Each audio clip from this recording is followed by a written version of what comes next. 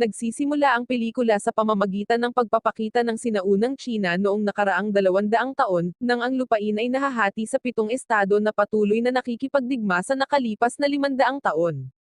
Sa estado ng Qin Kingdom, si Haring Qin ay pinatalsik ng kanyang nakababatang kapatid na isang prinsipe. Pagkatapos ng mga taon ng tunggalian, sa kabutihang palad, nakilala ng hari si Qin. Si Qin ay isang alipin na nangangarap na maging isang mahusay na heneral, na sa huli ay tumutulong sa hari sa pagbawi ng kanyang trono sa pamamagitan ng pagsasama-sama ng iba't ibang tribo sa rehiyon ng Qin. Makalipas ang ilang taon, habang nagpapahinga si Haring Qin, bigla siyang inatake ng mga asasin na nakapasok sa palasyo. Sinusubukan niyang lumaban gamit ang kanyang limitado na kakayahan sa espada hanggang sa dumating ang mga gwardya, kabilang si Qin, na kalaunan ay humarap sa mga asasin ng mag-isa. Habang nagsisimulang lumaban si Qin laban sa mahuhusay na kalaban, dumating si Karyoten upang tumulong, na nagpapahintulot kay Qin na talunin ang dalawang asasin. Bago mamatay ang isang asasin, nagbanta ang isa sa mga asasin na sisirain ng Assassin Clan ng Qin Kingdom. Di nagtagal, ipinaalam ng isang gwardya kay Haring Qin ang paparating na pag-atake ng kalaban na estado, na nagpapahiwatig ng napipintong digmaan. Sa kabila ng tungkulin ni Qin sa pagtulong sa hari na mabawi ang kanyang trono, hindi siya maaaring direktang ilagay sa posisyon bilang isang heneral, sa halip, dapat siyang magsimula bilang isang sundalo kasama ng mga kapwa magsasaka na susulong sa harapang linya sa digmaan. Ang estado ng Qin ay pangungunahan ni General Hyoko, na siyang junior ng dakilang General Aoki. Samantala, si Qin, na alipin pa rin, ay magiging isang infantry soldier kasama ang kanyang mga childhood friends na sina Bito at Bihi, na mula sa parehong lugar. Sa muling pagsasama, sinabi ni Qin sa kanila na nailigtas niya si Haring Qin, na nakakuha ng pagkilala mula sa hari.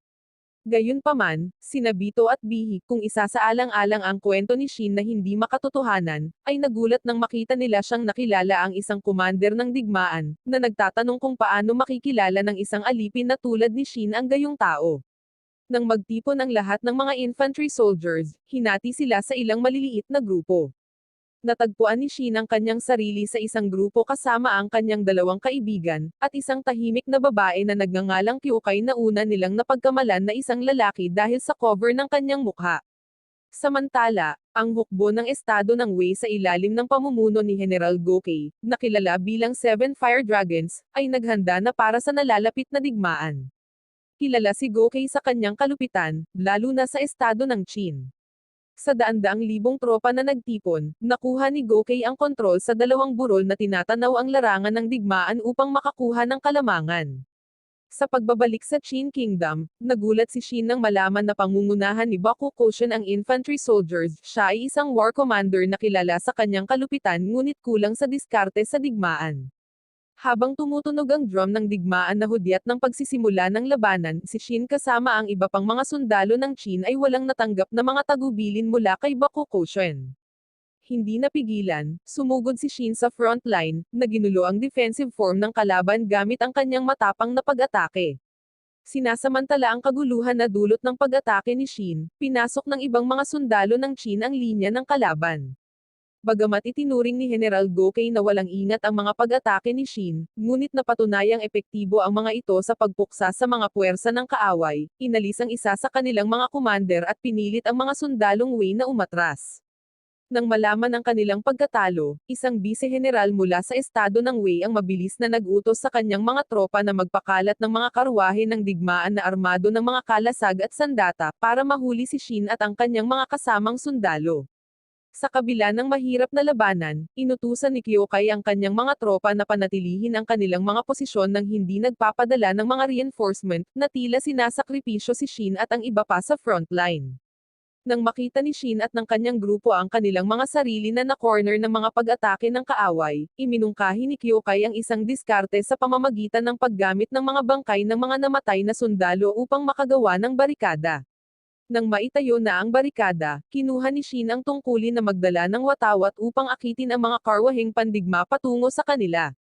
Dahil sa hindi malinaw na tanawin dahil sa makapal na alikabok sa larangan ng digmaan, hindi napansin ng mga sundalong kalaban ang tambak ng mga bangkay sa harapan nila, na nagpapahintulot sa mga karwahe na pandigma na bumagsak.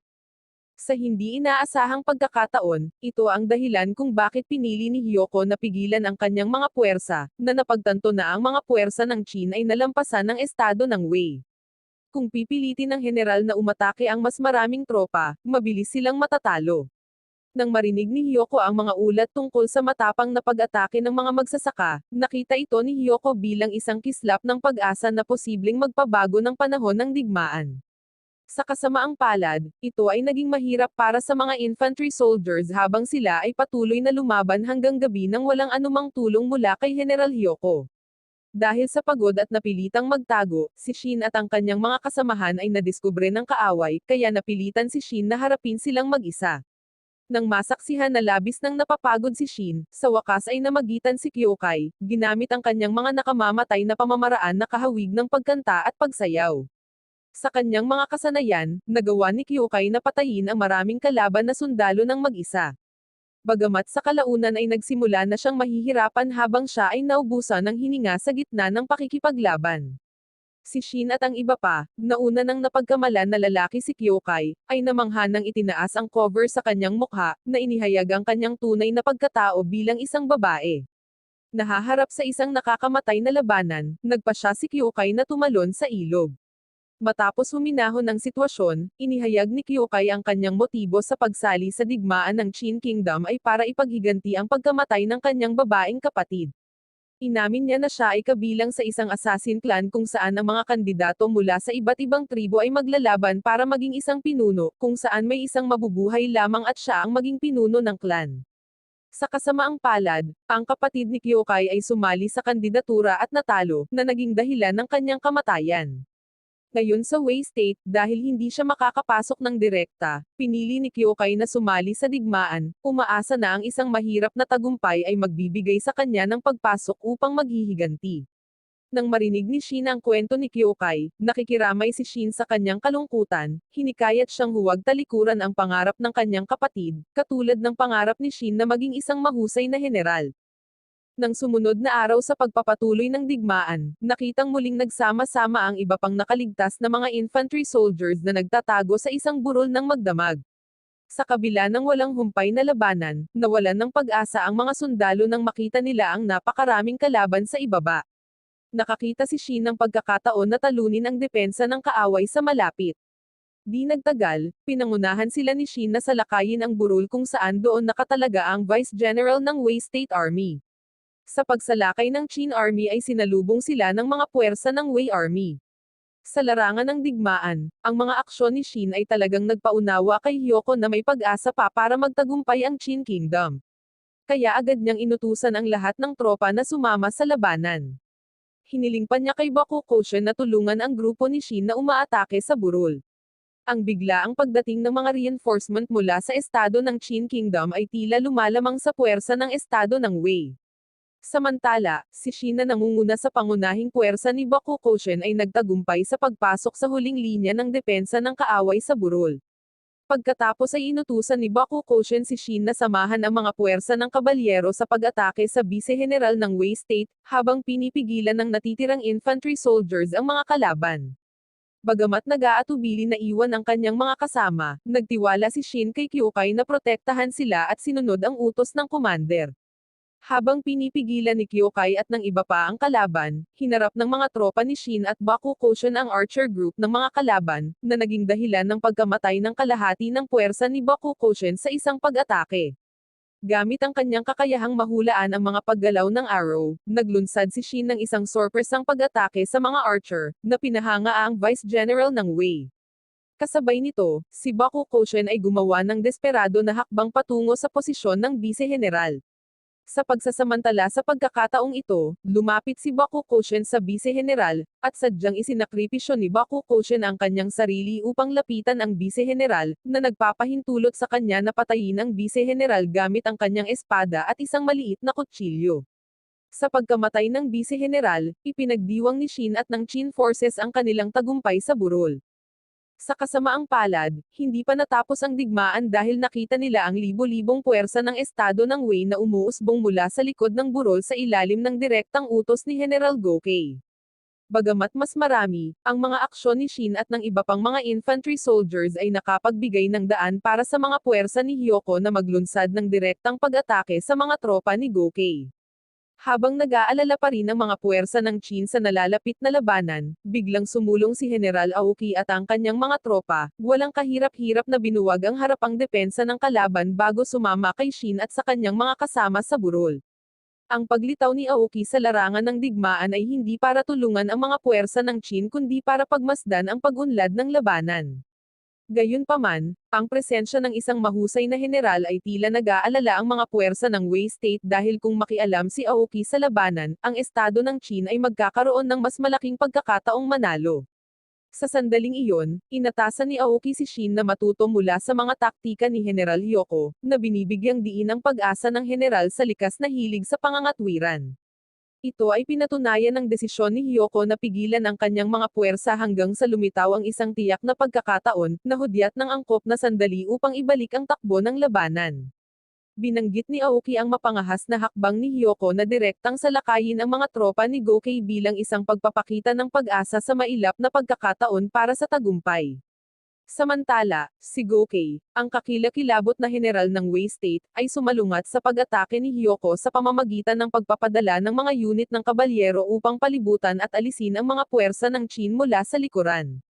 Idinagdag ni Aoki na ayon sa diskarte ng militar, ang pag-atake ni Hyoko ay hindi magbubunga ng mga resulta, ngunit ang kinalabasan ay nakasalalay pa rin sa pagkakataon na naruroon sa larangan ng digmaan.